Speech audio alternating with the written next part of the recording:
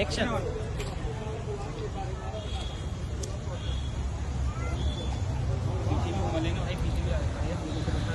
आपकी क्या मांगे हैं भैया? हम जितने भी हैं हम सब ऑक्सीजन प्लांट टेक्नीशियन हैं। पिछले 4 सालों से हम जो शासन के स्तर पर पीएम केयर फंड के द्वारा जो ऑक्सीजन प्लांट लगाए गए थे वहां पर कार्यरत है। जब पिछला कोविड था तब शासन की तरफ से पीएम केयर के बजट से जितने भी गवर्नमेंट हॉस्पिटल हैं जिला स्तर पर तहसील स्तर पर वहां पर सब दूर ऑक्सीजन प्लांट लगाए गए हैं और उस ऑक्सीजन प्लांट से ऑक्सीजन जनरेट होती है और हॉस्पिटल के तमाम वार्डों में सप्लाई होती है। तो वहां पर उस ऑक्सीजन प्लांट से ऑक्सीजन बनाना, उस ऑक्सीजन को वार्ड तक पहुंचाना, वो कहीं लीकेज नहीं हो, कहीं कुछ खराब नहीं हो, इन सब चीजों की हमको ट्रेनिंग दी गई थी 4 साल पहले। ट्रेनिंग देने के पश्चात हमको नियुक्ति दी गई थी संचालनालय से।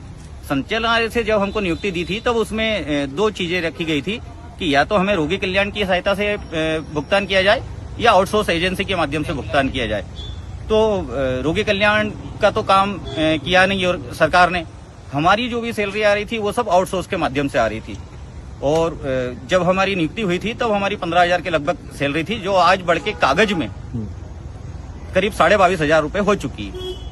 अब उसके बावजूद भी कई टेक्नीशियन ऐसे हैं जिनको 5,000 7,000 सैलरी मिल रही है, क्योंकि सारे ठेका के अंतर्गत आ गए कर्मचारी। तो वो ठेकेदार जितना पेमेंट दे देता वो ठीक।